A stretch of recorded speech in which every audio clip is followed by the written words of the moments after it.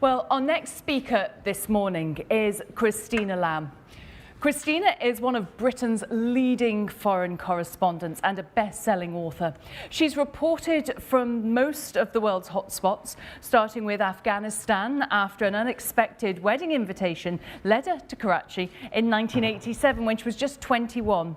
She started travelling with the Mujahideen fighting the Soviet Union, and within 2 years she'd been named Young Journalist of the Year. She went on to be named Foreign Correspondent of the Year 5 times and to win Europe's top war reporting prize. She was made an OBE by the Queen in 2013. Currently the chief foreign correspondent of the Sunday Times, she's written 9 books, including the best-selling Africa House and I Am Malala. Her most recent book is Our Bodies, Their Battlefields, about women in war. Please give a warm welcome to Christina Lamb. Thanks. Thank you. Actually, that most recent book, just in case you're all going to rush off and buy it, is not yet finished. So I have an editor on my case wanting to know where it is. So where are the slides? Okay. So I wanted to talk to you about a number of things today. And I wanted to start actually with this story, because a couple of weeks ago, just a few miles south of here, there was a man sitting in his garden enjoying the sunshine when there was suddenly what he described as a huge whomp, and a body fell into his garden. It was the body of a stowaway who'd hid himself under the landing gear of a plane coming from Nairobi. I think it's unimaginable what kind of desperation would drive somebody to take that risk. If you read about what happens to people doing that, they suffer temperatures of minus 60 degrees, lack of oxygen, of course, and the danger of being trapped in the landing gear. So very few people survive. And yet, the headline on our sister newspaper the next day was this, which makes you wonder what the priorities are. And it reminded me a bit, being a foreign correspondent, of some of the famous, perhaps apocryphal stories of things, for example, massive foreign stories such as the Titanic, where the Aberdeen Journal is supposed to have reported on the disaster with the headline, "Northeast Man Lost at Sea, 1,500 Perish in Titanic Disaster." So I'm, as you know, a foreign correspondent. For many years, I've been doing the job 32 years, and I'm used to coming back here and this being a sort of calm place where not much happened. So recently, I've had the rather unfamiliar experience of my own country being a foreign story to many other people. I was recently in the DRC in Congo, one of the most dangerous, most forgotten stories on earth, and I switch on the TV, and there is Theresa May, our Prime Minister. I've started getting messages from friends in places like Afghanistan and Iraq commiserating with me about the situation in this country, which is all rather odd. And this is not going to be a talk about Brexit, but I just thought that I would mention what it feels like suddenly being the other end of a story. So I like coming to speak at this conference because I get to meet lots of interesting young people, journalists of the future, and also it makes me happy that people still want to be journalists, because, as you know, this is a time when the industry is under all sorts of pressure, and that there are people out there who call us enemies of the people.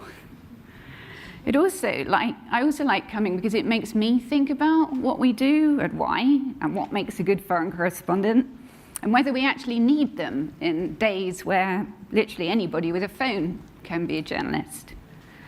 So not far from here in St. Paul's Cathedral, there is a bronze bust of somebody called William Howard Russell with an epitaph which describes him as the first and greatest war correspondent. That's probably open to debate, but certainly his dispatches for my sister newspaper, The Times, from the Crimean War in 1854 are often cited as the first example of a professional correspondent being deployed overseas to report on international events which are regarded as being of national interest.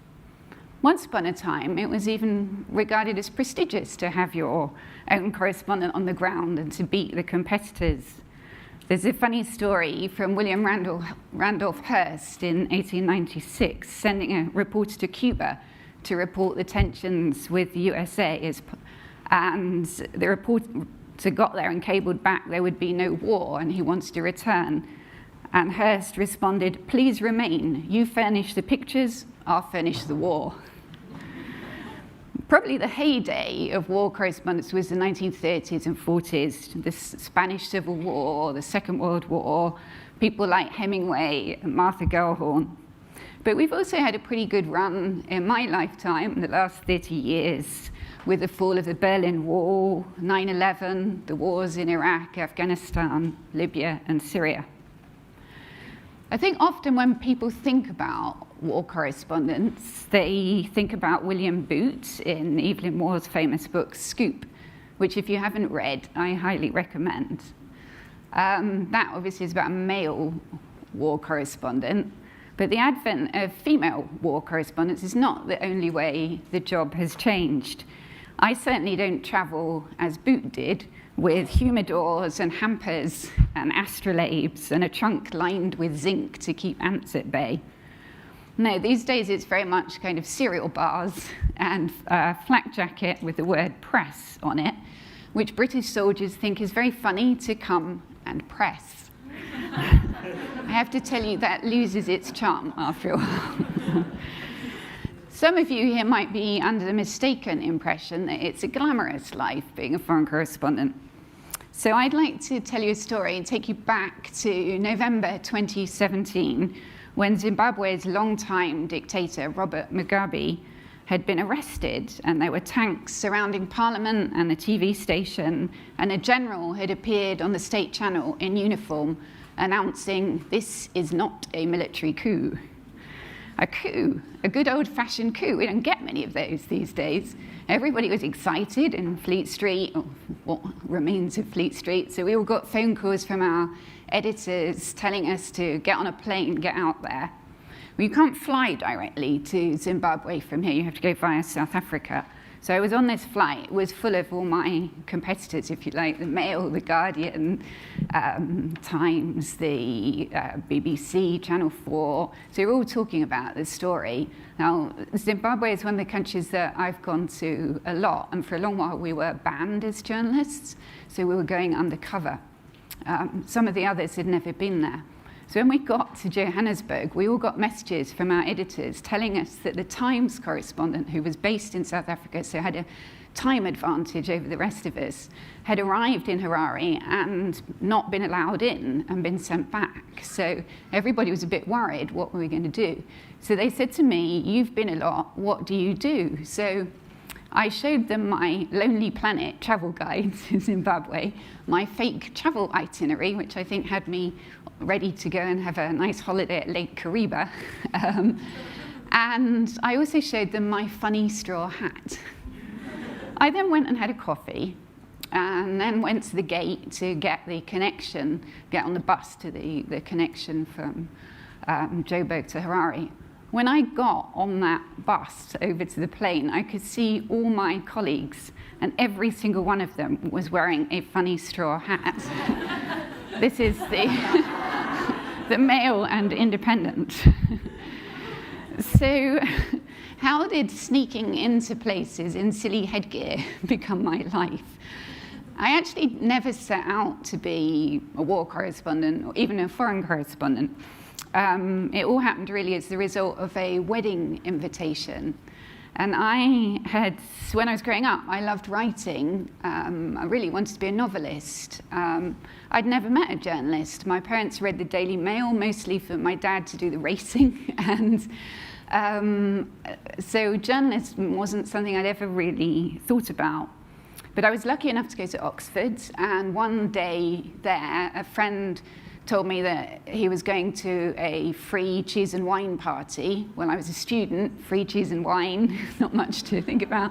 So I went, and it happened to be for the university newspaper, Chartwell. And so people there gave talks about what they were doing. And I thought, actually, this seems really interesting. I'd like to do that. So I started working on the paper and ended up editing it. And I also, in the meantime, switched subjects from chemistry to philosophy, politics, and economics, which, if you know anything about British politicians, has a lot to answer for because most of our prime ministers have been PPE graduates.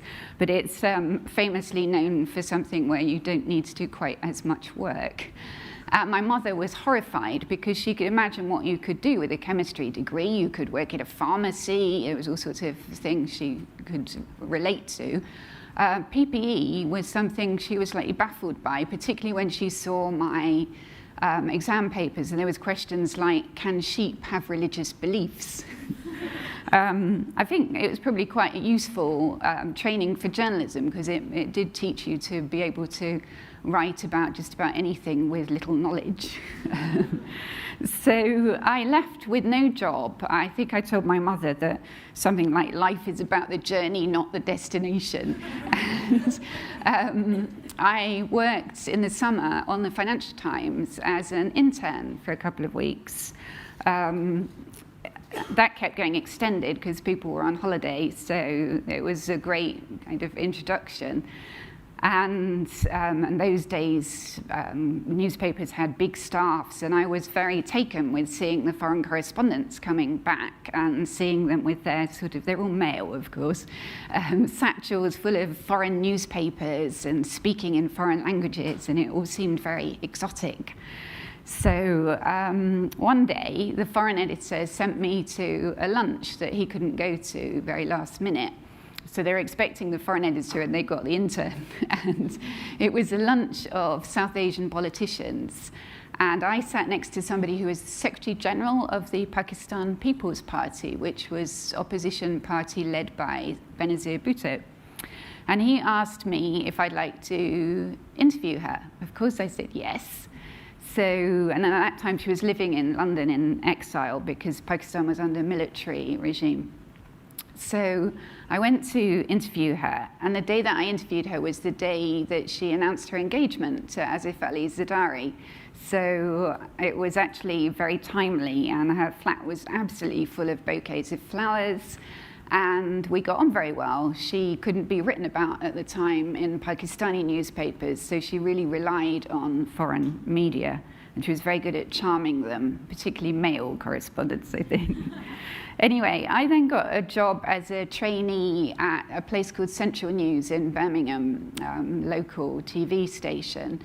And one day I came home from work, and there on my doormat was the most beautiful gold-inscribed invitation that I had ever seen, and it was to Benazir's wedding in Pakistan. So of course I went. I'd never been to Pakistan, so it was an amazing introduction. Any of you that are familiar with South Asian weddings will know that they're very colourful, that they go on for a very long time, and so I think hers went on for more than a week. But also, at the end of each of the day's ceremonial events, there would be gatherings with her political colleagues to discuss how to topple Pakistan's military dictator, General Zia. So I was 21, I'd grown up in South London. The most dangerous thing I'd ever done was find my way home late at night if I missed the last train. And suddenly I was meeting these people who were literally risking their lives to try and bring democracy to Pakistan. They had been tear gassed, tortured, arrested. And so I was fascinated, and it seemed a world away from the kind of reporting that I was doing at Central TV, which was mostly because I was the most junior person in the newsroom, and we were in an area with lots of big motorways, so there were a lot of motorway crashes. And so my job, which I honestly think is the worst job in journalism, was to go to the families' houses of people who'd been killed in road crashes and ask for photographs. These days with Facebook, you tend not to need to do that, but it's really hard to do. So I thought I'd much rather be in Pakistan meeting and covering these people who are trying to topple the military dictator.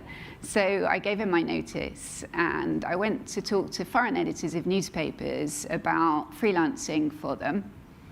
They all said, well, we're not really interested in Pakistan because General Zia's been there 11 and a half years, nothing's going to change. So I said, no, but Benazir's gone back, and she goes, topple him. And they looked at me like I had no idea what I was talking about. But they said, actually, we are interested in Afghanistan, because at that time, this was the late 1980s, the Soviet army, the Red Army, had occupied Afghanistan. So I said, okay, I will cover Afghanistan. So that's how I became a war correspondent. And the very last story I ever did for Central TV was a man who turned his car back to front, so it looked like it was going forwards when it was going backwards. I don't think I was a great loss to television. So anyway, I then fly to Pakistan, to Rawalpindi, get something called a flying coach, a little minibus up the Grand Trunk Road to Peshawar, which I had read a lot of Kipling, and it looked just like Kipling described, with all these sort of wooden buildings leaning against each other and men with rifles on their backs in the same way that you'd see people in this country with carrying umbrellas. I had absolutely no idea what a foreign correspondent did or needed, so I had this case which I could hardly carry, which had all sorts of useless things in it, like a giant bag of wine gums, a big bottle of Chanel No. 5, had some Kipling, and I had, so you are way too young to have a clue what this is, but something called a Tandy word processor, which was the height of technology then, and it had a little screen, and you could literally see 3 lines of your writing in green on a green screen, which I was very excited about. So I get off this flying coach in the middle of the old city of Peshawar, and I was the only Westerner on board, so I was immediately surrounded by people trying to sell me things. I had never been to Peshawar, I didn't know anybody there, no idea where I was going to go. So I got into a rickshaw and asked him to take me to a cheap hotel. And he took me to somewhere called Green's Hotel, which I later discovered was where arms dealers used to stay. And I realized this because somebody tried to sell me a Chinese multi-barrel rocket launcher over breakfast. It was very cheap, apparently. So that first night, I lay in this room with a very thin mattress, and I could see silhouetted out of the window the mountains beyond which lay Afghanistan. And I thought about all the conquerors or would-be conquerors who'd marched into that country, and Genghis Khan, Tamerlane, Babur, the first Mughal emperor, and the British 3 times. And I was very excited about my new life. As I told you, I didn't really know what foreign correspondents did. And the Pakistani military intelligence, which was basically controlling the war and diverting or distributing the weapons which were being given to the Afghan Mujahideen by the West, because this war was basically the last war of the Cold War, the last proxy war.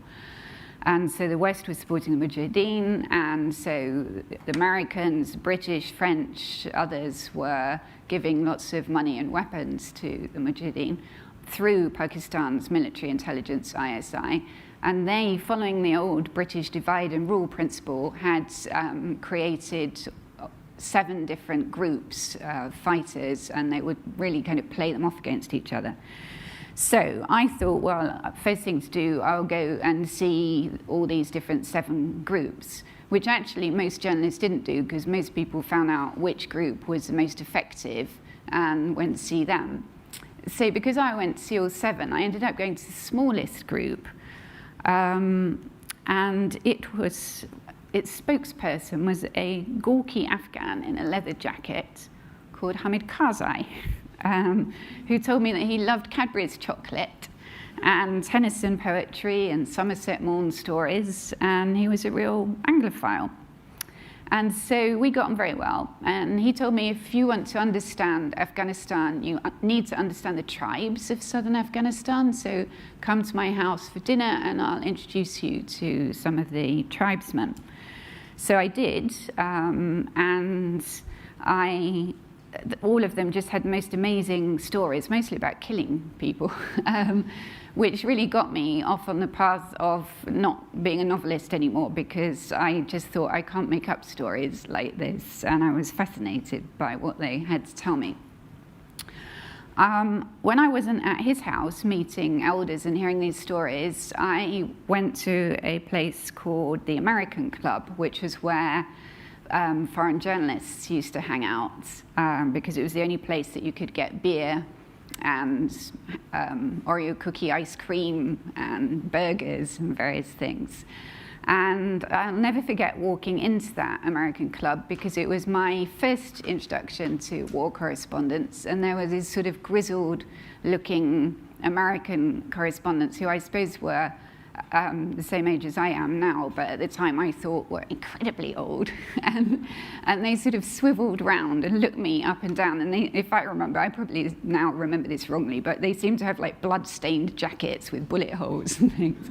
And they looked me up and down and said to me, "How many wars have you covered?" So I was like, well, it's my first. And they were not very interested in me. But that place was very interesting because it was just along the road from Osama bin Laden's house, where he used to put up fighters that were coming to fight. And of course, in those days, we were all on the same side. And I started doing what all the foreign correspondents did, was going in and out of Afghanistan with the Mujahideen. We used to call it going inside. This is a really attractive photograph of me in Afghanistan. And we used to darken our face with sort of mud and potassium permanganate, which I'm sure is very bad for the skin, and go off. And the conditions were really difficult, because when you were inside, there was nothing to eat. Mostly you lived off sort of stale bread. The Afghan fighters seemed to be able to exist on nothing. And also it was, I guess I imagined a war. You'd go there and things would just happen in front of you. And actually it wasn't like that at all. Particularly it was a guerrilla war. Things, you'd be there for weeks and not see any action often. And also the Mujahideen were very disorganized and often got up very late, and they'd say they were going to fight something, launch an attack, and then they'd decide that they'd got up too late to do it. So it was all not as I imagined. And it also was very much not what I had thought before I got there, which was I thought it was very black and white, that the Red Army, the Soviet Army were the baddies, the Mujahideen were, it was like a David and Goliath thing, if you like, and they were the sort of heroes, men from the mountains with old Lee Enfield rifles and kind of rope sandals. And it wasn't like that at all, because actually they were doing some bad things themselves, and actually they had some pretty sophisticated weapons. So it was an early lesson for me, I think, that don't make your mind up about things before you get somewhere, and also don't be afraid to go against the grain. And I was writing things, although I was young, much different to what often was the kind of accepted story there. And I was lucky because I had a very supportive editor at the Financial Times, who I was mostly freelancing for. In particular, I went on one trip to a battle in a place called Jalalabad, which was the biggest battle of the war, and the border was actually closed, and so you had to sneak in. People were being arrested at the border, and so I hid under the floor of an ambulance that was going in, that was run by some Afghan friends of mine. And actually, when we crossed over, we were in a convoy of 3, and the convoy was bombed. One of the ambulances was a hit. So the other 2 ambulances then decided it was too dangerous and decided to go back, which didn't seem to me quite the point of ambulances going to a war zone. And so I decided I would stay there, which was kind of a bit crazy, because then I wasn't with anybody and I was like wandering around the edge of a war. But fortunately, I then found eventually some Afghan fighters who I knew, and then I went with them. And what I saw was that this whole thing was a complete disaster, because the Mujahideen were firing rockets into Jalalabad, which was a big city, and the Afghan Air Force, which was the communist side, possibly Russian pilots, were bombing the roads. So people were being caught between the two things, and 10,000 people were killed within a few days. And so the whole thing was a fiasco. I wrote quite critically about it and ended up being actually banned by the American club because they didn't like what I wrote. So that story I sent back was filed by Telex. Do any of you know what a Telex is, even? So it's like you used to go, there'd be somebody sitting at a machine and they'd type your words in and it would be on like a ticker tape, which they would then send with holes, and miraculously it would come out the other end here, and then your story could then be typed up here. But there was just one telex operator in Peshawar. Afghanistan, by the way, had no phones, so you couldn't file from there. You went back to Pakistan, or you would try and get a line through the international operator and then dictate your copy. And sometimes it was really difficult to get a line. So, for example, the night General Zia was actually killed in an air crash, the night he was killed, I was one of the only foreign correspondents there. And so I had this huge, it was the biggest story I'd ever had. And I couldn't get a phone line. And so I was dialing this old Bakelite telephone, which you probably could see in a museum somewhere, and desperately dialing. I think it was 123 for the international operator. And I finally got through, then begged her to get me a line to London, which the whole thing took hours. I was in tears by the time I got through to my editor. So in those days, the job was very different because I would say 90% of my job was logistics, finding a way to get story back. And photographers would have to go to the airport with their film and beg people to take the film on the flight back to London or wherever. So things have changed a lot. This is with Mujahideen. Nowadays, with sat phones and laptops and solar chargers and the like, we can send stories immediately from anywhere, from the top of a mountain in the Hindu Kush, the middle of the desert, which is good. But I think, apart from the fact it also means you have to carry a lot more stuff, I think it puts new pressure on correspondents because it means you have to file immediately, often without time to think. That what I described to you about Jalalabad, by the time I'd been there and reported and got back and sent the story, weeks had passed, but it didn't matter because no one else had sent it. And I'd had a lot of time to think about what happened and to really understand the situation. These days, you're on all the time and news services are demanding to be fed and updated, and that sometimes seems the priority more than the actual quality of what you're doing. And I think that that speed and pressure means it's much more likely to make mistakes or be more susceptible to propaganda. And I think it's very important to understand when you're covering a war that you're only seeing, or a big foreign story often, you're only seeing a small part of the jigsaw where you are. I mean, during the war in Iraq, I was for weeks at one bridge outside Basra, waiting for Basra to fall. So I really knew a lot about that area around that bridge, but I didn't know much about what was going on in the rest of Iraq. In fact, I almost felt like I missed the war, because then when I came back, everyone back here had watched it on TV, and so they knew all sorts of things that I didn't know, even though I was actually there. So it's a big change, and I think that the job has changed in several ways. That is a huge change. The other way that the job has changed, which is not good, is that it's become more dangerous.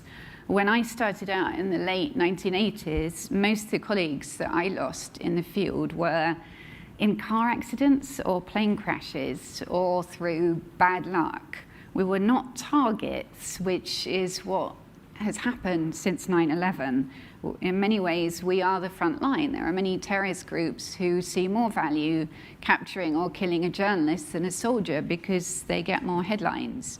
And frankly, sometimes we correspondents in these places have very morbid late-night discussions about, would you prefer to be killed in a suicide bombing or, have a knife at your neck in one of those videos.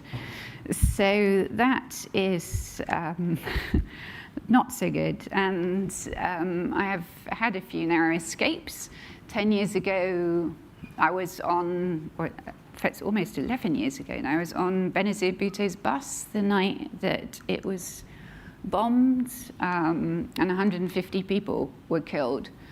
And I was really lucky to survive. And I was on top of the open-top bus, which was bombed. Several people were killed on top.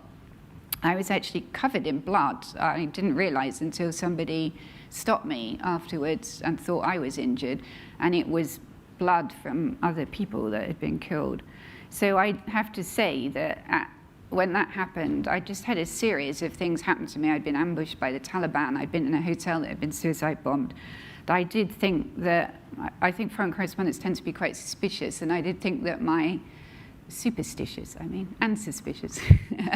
I think that felt that my luck was running out and that maybe it was time to quit. But then when I got back to London, the first night I was back, I had dinner with a very brave human rights lawyer called Beatrice Mtetwa from Zimbabwe.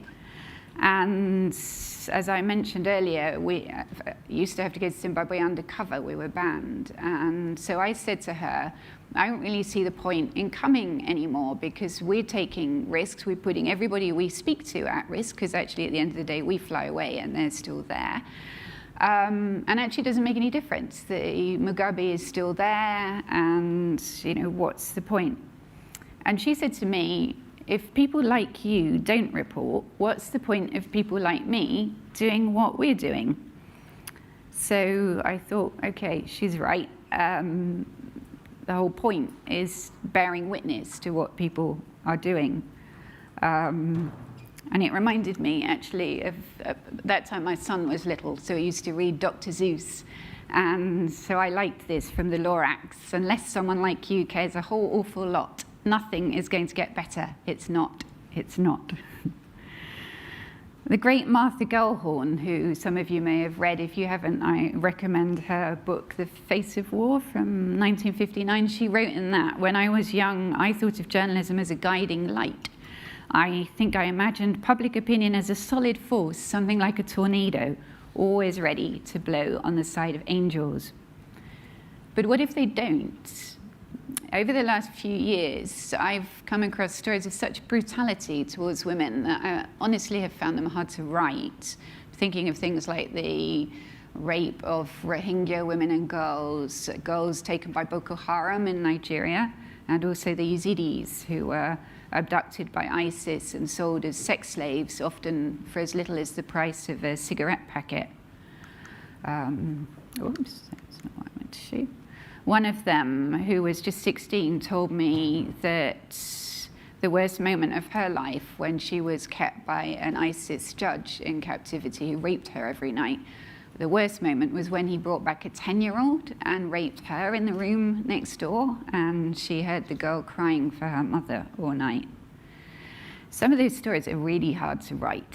And I don't mean this to sound as if I don't care, but in the past, when we didn't have mobile phones and everything, you'd write those stories and then move on to the next story, and that kind of would be the end of it, because it would actually be really hard to keep in touch with people. I mean, you had to write them letters. Now, with WhatsApp, everybody I meet, I stay in touch with, which is good on one hand, but on the other hand, I think it puts a new weight on correspondence, and I think something you have to think about when you think about like protecting yourself and your mental health is that those people may keep messaging you saying, I'm still in this situation, or what difference is the story you wrote going to make to me? So, it's something really has changed the job, I think. And sometimes people ask me, why do you do this? Because, it's quite grim and dangerous sometimes. First of all, I think most correspondents, want to highlight injustice. They want to show things so that things change. But it's also a lot of fun. I've never been bored. I think not many people can say that after 32 years in a job. Sometimes it's thrilling, and it's a privilege to be in places where you're literally seeing history in the making. But I think what I find most rewarding is the inspirational people that I meet. So a few years ago, I was lucky enough to work with Malala, who literally risked her life to go to school. And yet, despite having been shot by the Taliban, she shows no bitterness whatsoever. In fact, she says she'd like to meet the people who shot her, because then she'd say to them, can you explain, if girls are not supposed to go to school, how are your mothers and sisters and daughters going to be treated by female nurses and doctors? I also was very lucky to work with the amazing Nujeen, who is a Syrian refugee with cerebral palsy, who crossed all the way from Aleppo to Cologne in a rickety wheelchair, just pushed by her sister. And actually, I met her because I've been covering the refugee crisis, and I was in Hungary, I think it was September 2015, the day that Hungary completely closed its borders to refugees. And the refugee crisis in Europe, you basically saw the best and worst of humanity. The best were people, ordinary people, coming out and helping the refugees, like the widows on the beach in Lesbos, and people coming and giving warm drinks and clothes to refugees. The worst was the governments, and in particular the Hungarian government, I think, would stand out, and they built this huge 12-foot high fence to stop refugees coming in. So I was on the Hungarian side the day that they finished the fence and no more people could come. And there was a group of us journalists on that side. And somebody suddenly said that on the other side, the Serbian side, there was a girl in a wheelchair who spoke fluent English and wanted to be an astronaut. That's like journalistic gold, right? So everybody wanted to go and meet this refugee. So. And I was also astonished because it's actually really difficult being a refugee, even for an able-bodied person. So the idea of doing it, if you couldn't walk, I found quite astonishing. So I went and met Nujeen, and in fact, she certainly did speak fluent English, which she told me she had learned. She'd never been to school, ever. She lived in this 5th-floor flat in Aleppo. And she had learned English from watching TV, in particular an American soap opera called Days of Our Lives. And she did want to be an astronaut. And she was very funny, and she told me that she was very disappointed with Europe because the food didn't look like it looked on MasterChef.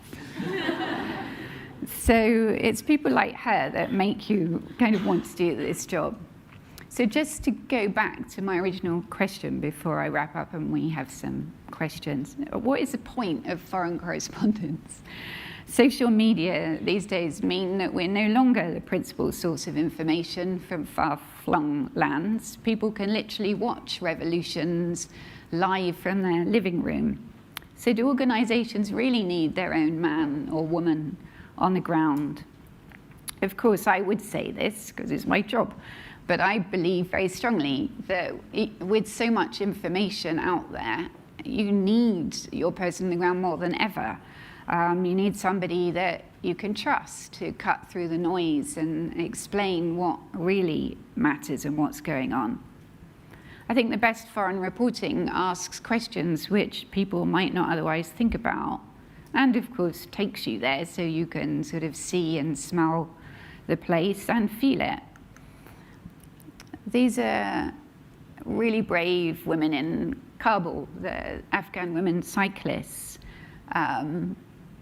who get stoned when they try and bike sometimes. I think, these kind of stories, without actually being there, how can you really convey the risks that they're taking, but also the joy on their faces from the freedom of biking? And also think about what's going to happen to women like this if this peace deal is concluded between the Americans and the Taliban and they're not given protection. The world's become a much more global and interconnected place. 9/11 showed us the peril of ignoring countries that we think don't matter to us. I think we're going to have the same thing with climate change. There'll be new waves of refugees. So I think knowing about the world and reporting on what's happening isn't a luxury, it's a necessity.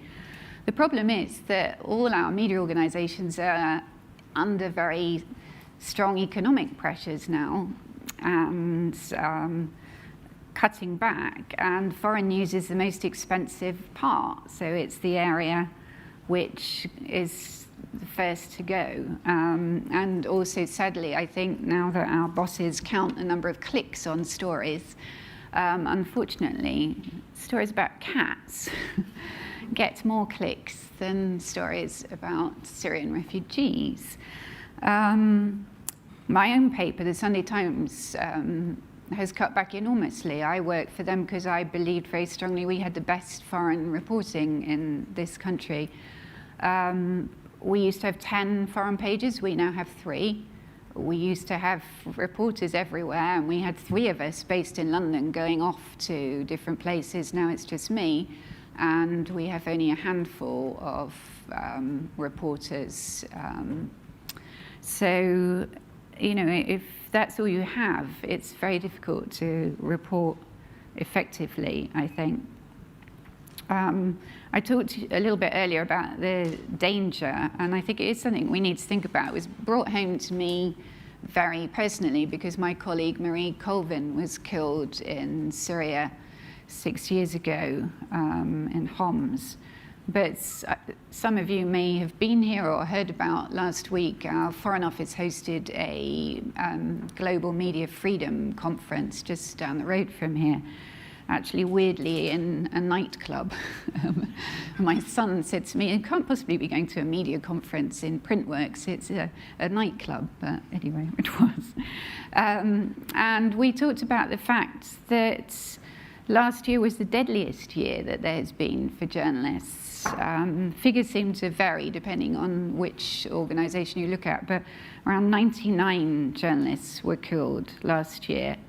And they're not only dying covering wars, but they're being targeted for exposing crimes committed, corruption, or for just speaking the truth about abuse of power in peace.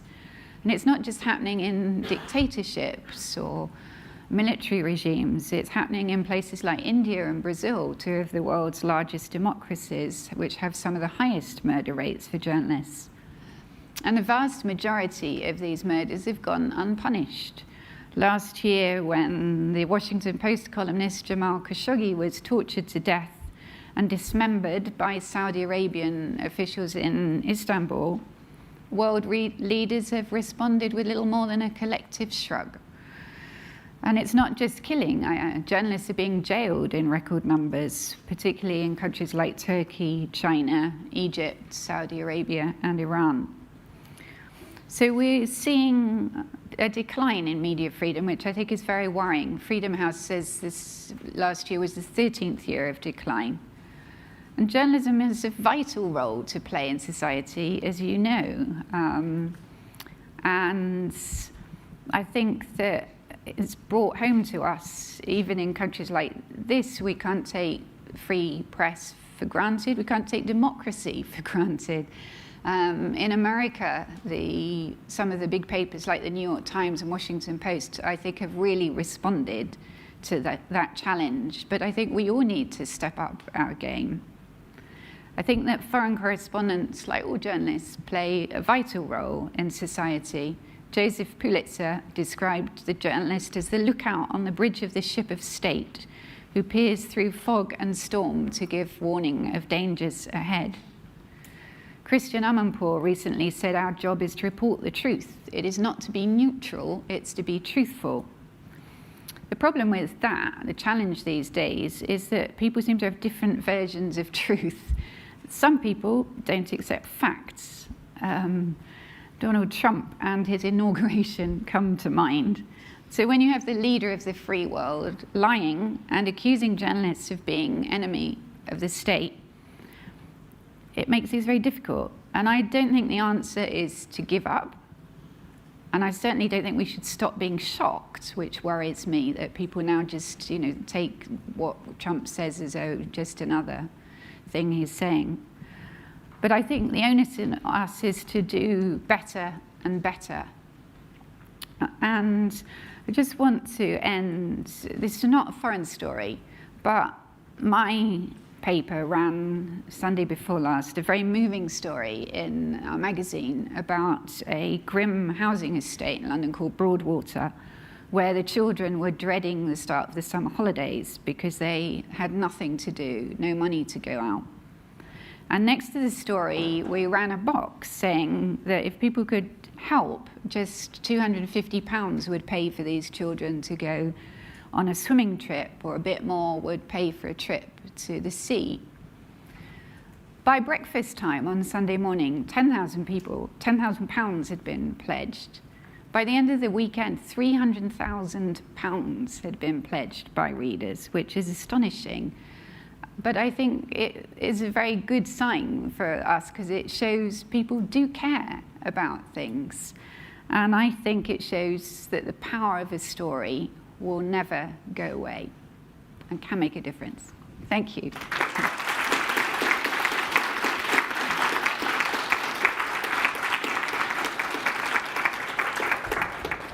Christina, thank you so much. Can we have questions? Have we got the mics? Front row here, please. Hi, I'm very glad that you chose that last example to talk about, because that sort of leads quite nicely into what I was wanting to ask. Because we talk a lot, even in the UK, about press freedom, and very rightly so, about the powerful people maligning the press. But in the UK, we also have the opposite problem. I think it's 51% of top journalists went to Oxford, 80% of top editors went to Oxford and Cambridge. I think 11% of journalists in this country are working class, 94% are white, and 0.4% are Muslim. Boris Johnson is liable to be the next Prime Minister, and he writes for The Telegraph. So that can have just as chilling an effect on the news if the editor is friends with the Prime Minister. And so if you've got a story, the editor can talk to the Prime Minister, and Prime Minister can potentially kill it. You have these networks of power for people who know each other. So what can we do to make journalism less friendly, I guess, to powerful people, and allow people who don't necessarily have those networks to make it a more diverse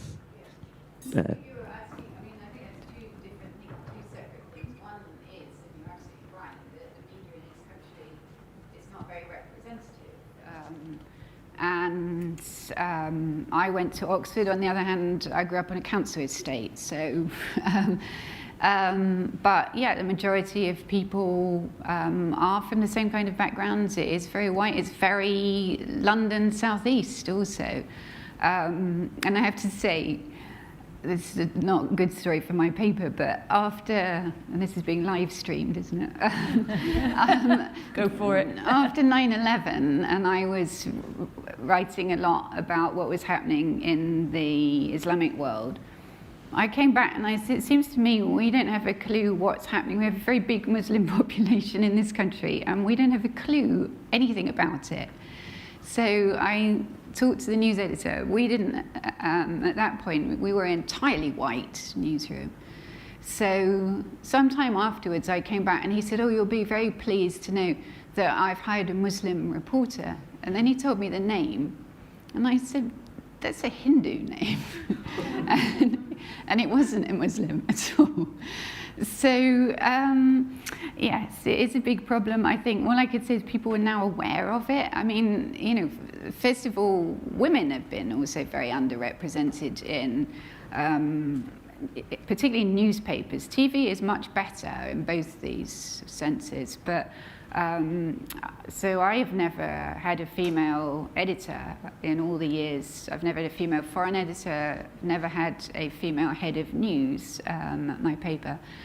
So, you know, that I don't know what it's like to work for a woman, which I find very odd. And I think that it matters because men and women look at news differently and would choose stories differently. So, and in the same way, it matters to have a diverse newsroom, and it matters to have people from different kind of backgrounds and and different regions. But I do think that people are much more aware and now are trying to change things, but it's going to take a long time. This is a country where 10 of our prime ministers have come from Eton, and it looks like we're about to get another one. So things move slowly. What you said, though, about the power networks and people being friends with the prime minister, I don't think, the newspapers here are very aggressive. I don't think that, yes, people often know each other, but they're not going to stop publishing something because they met Boris Johnson a few times at a cocktail party or something. So I don't think that is so much an issue, but I do really think the diversity is, I'm afraid. Third row there, thank you. Hello, my name's Elizabeth. My question is, in the face of rampant social media, how can we continue to monetize news stories and maintain a legitimate role for journalists? Okay, well, the first question is something I think everybody on earth is trying to find the answer to and work out how to make money from online. So if I knew the answer to that, I would be very wealthy. The problem is, doing what we do costs a lot of money. So I think people should pay for it. Good journalism is expensive.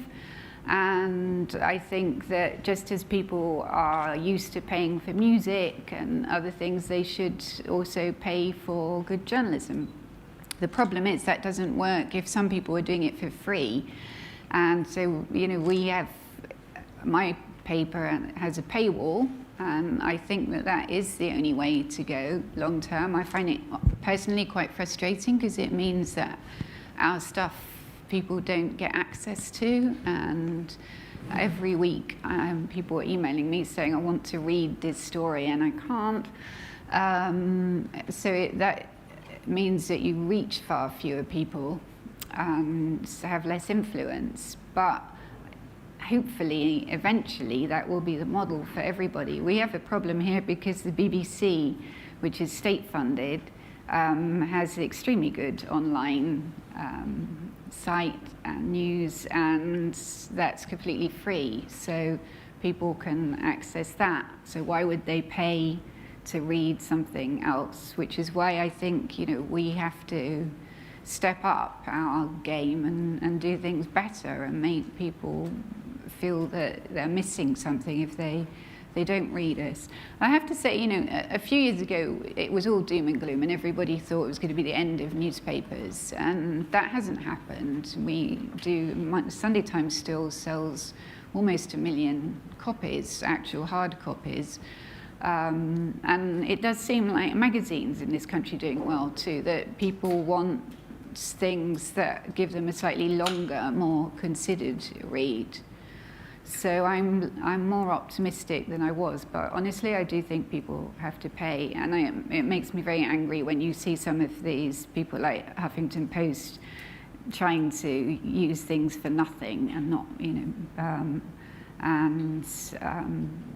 I think you as young journalists shouldn't be used by these people to put something on their site for nothing. I don't know if you saw that story. It was BuzzFeed. It was an amazing story of this young girl in America who wrote quizzes. Did you see that? She made up these quizzes, and BuzzFeed was publishing them, and she was being paid nothing. She was doing several quizzes a day, and they were making millions from them, and paid her absolutely nothing. So. I'm trying to pick some down the front row here. So in countries like... Oh, just wait. Oh, microphone. I probably should introduce myself as well. So I'm Andra, I'm representing the UK, and I have the following question. So in countries like the UK, where there is an established media law system, journalists get punished for publishing defamatory statements, either through fines or through imprisonment. what could we do to start hearing about politicians facing the same punishments? So, get rid of issues like Trump shouting around fake news whenever he doesn't like a news story.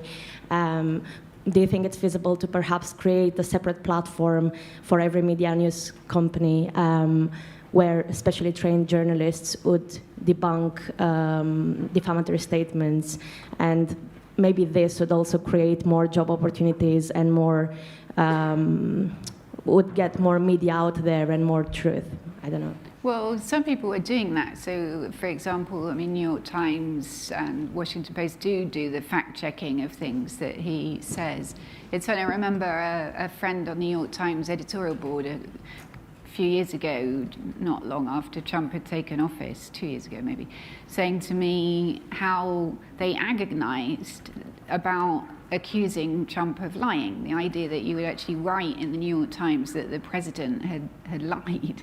So they spent so long kind of thinking, can we really say that? Eventually they did. Now, everyone's lost count of how many lies there've been. So, and it's not an issue to accuse him of doing that. Because, as I said, there are facts, right? And we should be able to say that this is what really happened, or here is a picture that shows how many people were at the inauguration, or and so I do think it's important that people do that so that readers and viewers can judge for themselves. But we've also seen that we're in interesting times where some people will ignore that and see a different reality, whatever might be the actual fact. So much we can do about that. Time for one last question. Front at the end there. Front row here. Hello, my name is Laura. I'm from Colombia, and you were talking about migration, showing both the best and the worst of humanity, and we are encountering a big crisis. And media really, I think, in my opinion, it's emphasizing on the negative part of migration, the Venezuelan migration I'm talking about. And I would like to know, I don't know, some kind of key to cover it in a way that helps somehow, or if you think we should keep ourselves neutral and cover both, I don't know, robberies and good initiatives, or it's just really hard to cover. Yeah. Well, also, I think it's very hard to cover things when they go on for a long time, and then people just feel like Venezuela has just dropped out of the news, really, because I think people thought things were going to change and then they didn't, and so I think that's the biggest challenge, really, for foreign correspondents in particular. How do you make people interested in things that seem to have been going on for long? I go back to Zimbabwe because that's been going on for more than 20 years. But I don't think we should kind of give up. You should, that's a challenge to me. And so a couple of weeks ago, went to Zimbabwe and found, and did a story about what happened to the middle class, and found teachers and people with jobs. So this is a country where 95% of the population don't have work, so incredibly poor.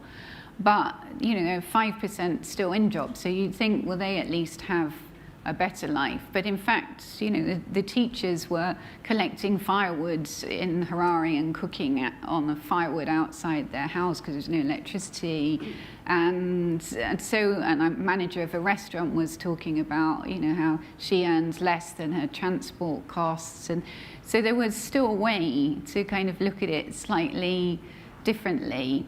I've always been a big advocate of doing more positive stories. So I was talking about trying to find positive people like Malala and Eugene in bad places. So, if you find somebody among the refugees who's trying to do something to help other refugees, or refugees almost all have astonishing stories when you actually sit down with them. I think this is one of the problems with the refugee crisis, was that people saw just this mass of people.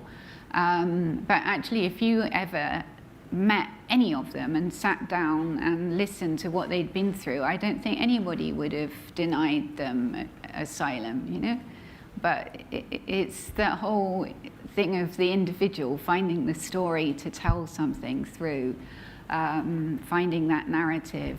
And sometimes you might have to talk to a lot of people before you get a really compelling one, but it's that makes the difference. The reason that my paper raised £300,000 for this one story, I think, was because there was the headmistress of the school there was such a compelling character in talking about what these kids were going through and how she felt about the end of school, where in most places kids would be excited at the school term finishing, and that hers were going back to this really miserable life. So, it's just finding, I think people like positive role models, like to see that there's someone trying to make a difference in a terrible place. And so I'm always trying to find things like that. Please join me in thanking Christina Lamb for coming along.